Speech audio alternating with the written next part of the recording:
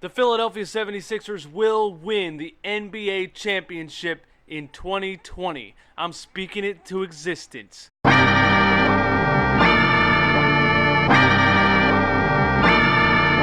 76ers came this close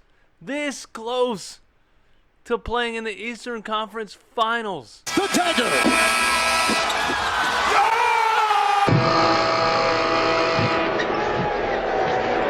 We were this close, and we weren't even as good as we can be.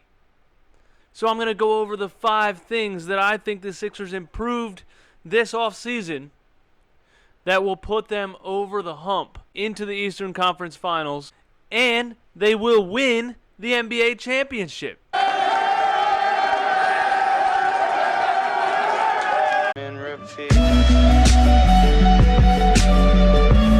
Number 5, the bench. The Sixers had the best starting 5 in the NBA last year. They had almost 5 players averaging 20 points per game, but they also had the worst bench in the NBA. The worst bench in the NBA. One of the things they improved this offseason is the bench. The answer to all of their problems is Trey Burke. Trey Burke, ladies and gentlemen. Yes, an NBA player who can dribble a basketball, who can shoot a basketball, who can score the basketball, who can take the ball one-on-one and go get a bucket. I mean, that's the one thing this team has been missing off the bench for like literally years. For like a long time.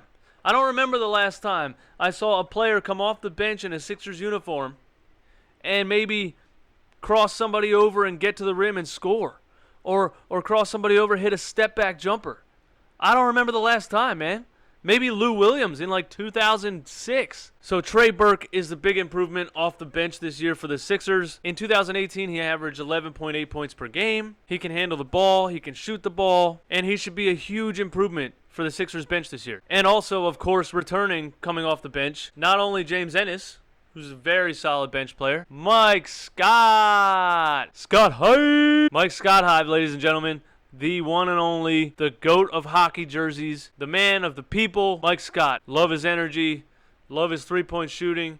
He shot like 46% from corner threes last year, which is wild crazy. And he has every emoji tattooed on his body. How could you not love someone like that? Coming in at number 4, Josh Richardson and Tobias Harris. Tobias Harris obviously signed a max deal with the Sixers last year, 5 years, $190 million. Was he worth it? We don't know. Were the Sixers in a predicament that they had to sign him? Yes, because Jimmy Butler left. And if both players would have left, we would have been screwed. So they had to pay him. I personally think he's worth it. Tobias Harris with the Clippers scored 20 points per game and shot 43% from 3. That's a great number. With the Sixers, he was at 18 points per game at about 32% from 3. But the main reason for him not fitting on the Sixers last year is gone. He's in Miami. The guy that the ball swings to and comes to a dead stop. The guy that wants everything to revolve around him. The guy that just chose to go to a team that can't even make the playoffs. I have a bet with my boy Nate. Well, he bets me every year that the Miami Heat are going to go farther than the Sixers, and he's lost 3 years in a row now, so I'm up $600 on him. He bets me $200 every year. I'm up $600, okay? But this year, we added $100 on top of it because I don't think Miami's going to win 35 games. Jimmy Butler's going to hog the ball. They don't really have any other stars on their team. I mean, they're not going to win 35 games. They might get 40. I might lose that 100, but they're not going to be good. Now it's just Ben Simmons at the top, Joel Embiid in the center, and all this room in the middle for Tobias Harris to flourish. I believe Josh Richardson should fit the same way that Tobias Harris will fit in between Embiid and Simmons. Josh Richardson scored 17 points per game last year with the Miami Heat on 37% from 3, which is NBA average, I think, 37% NBA average. Around the NBA average, but Josh Richardson's athleticism and room to improve are huge reasons why I believe he will help the Sixers get over the hump into the NBA Finals this year. Josh Richardson and Tobias Harris together in between Simmons and Embiid, I believe it's going to be huge. Neither of those guys are ball hogs. Neither of those guys need the ball in their hands. They can move without the ball. They can catch and shoot. They can handle the ball if they have to. They can score. They can finish at the rim. Coming in at number 3, Brett Brown. Who would have believed that I would be saying Brett Brown right now. I mean, everybody that knows me knows that I couldn't stand Brett Brown last year. The main thing I couldn't stand about Brett Brown last year was, one, his obsession with J.J. Redick handoff screens, and two, his obsession with T.J. McConnell. I've been frustrated with his obsession with T.J. McConnell for a long time. I mean, I should make I was going to make a video last year about how T.J. McConnell shouldn't be in the NBA, but I'm not going to go that far. I know you guys love him. I know the processors absolutely love him, and you're going to hate me, and you're going to ring me for trashing T.J. McConnell, but let's be serious, man.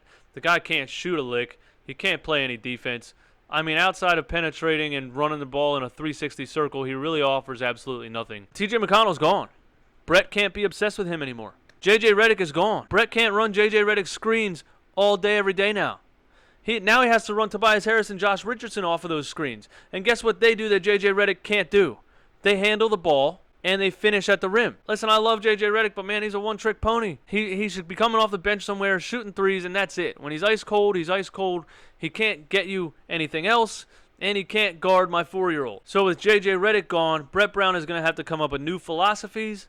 He's going to have to run more of a pick-and-roll offense, and he's not going to be able to run a guy off the same screen handoffs all day long every game. If you watched Game 7 against the Raptors, that's the main reason they lost. Those last two possessions, when a ball-handling scorer should have had the ball in his hands, he was running J.J. Redick off screens, and one resulted in, I believe, a turnover, and the other one resulted in a shot clock violation. It drove me nuts. I trashed Brett Brown for months because of it. With time to think about the team right now, I really, really believe that he's going to change up his philosophies, and it's all going to work out. Brett, I'm pulling for you.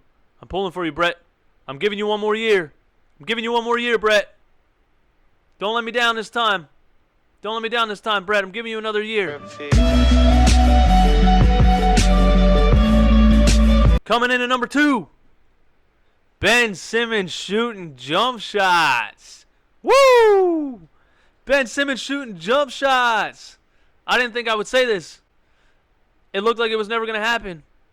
But with all the videos surfacing of Ben working out this summer, I see a jump shot. I don't see a perfect jump shot. I don't see a Ray Allen jump shot. That's the thing about you Twitter nerds. It doesn't have to be Ray Allen. It doesn't have to be perfect form.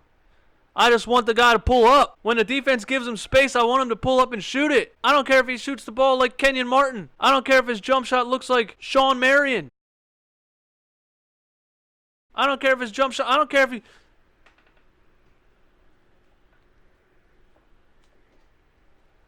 All right, if it looked like that, I'd probably tell him not to shoot it. But it doesn't. It looks okay. It looks okay. I still believe he's right-handed.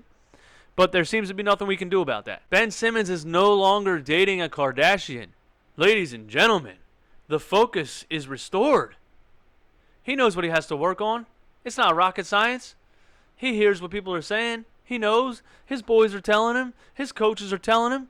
People are like, yo, Ben, if you shoot the ball, bro, you're going to be unstoppable. I mean, you're going to be a superstar in this league if you shoot the ball. He knows that. Ben Simmons is on a new contract with lots of incentives. He needs to improve to maximize this contract, and he knows that. I mean, he's already rich. He's already posted pictures of his Ferraris and all that stuff, so does he really care about the extra $30 million? I don't know. But I think he would. I think anybody would, right? Is 170 enough? Man, I can make it 190. I'm going to get 190. Let's do that. I think Ben Simmons is going to shoot the ball this year. And what that's going to do is bring the defense closer to him, allowing him to run pick and roll plays, allowing him to run a half-court offense the way that a traditional point guard would run it. It's going to open up the floor for previously mentioned Jason Richardson and Tobias Harris, but even more so, it's going to open up the floor for Joel Embiid. Speaking of Joel Embiid, coming in at number 1, the main reason the Sixers are going to win the NBA championship in 2020. Joel Hans Embiid, ladies and gentlemen. Last year was the first year Joel Embiid had a full season with no injuries, and he put up 27 and 14. This guy's, when he's healthy, he's the best center in the NBA. The problem was health, but I think he understands that now. I think he does.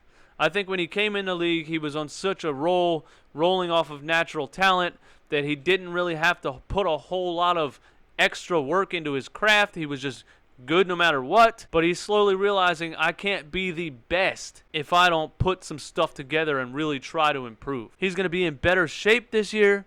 He's going to have a better diet, and it's scary to think about this.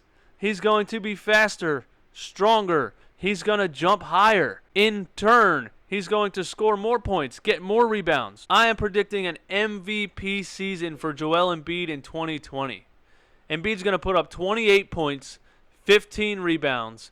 He's going to lead the league in blocks, and he's going to get 4.5 assists per game. There you have it, ladies and gentlemen. That is the 5 reasons that the Sixers will win the NBA championship in 2020. If you like this video, don't forget to hit the like button. Please subscribe for more Sixers content. My name is DJ Eastwood. This has been Run It Back.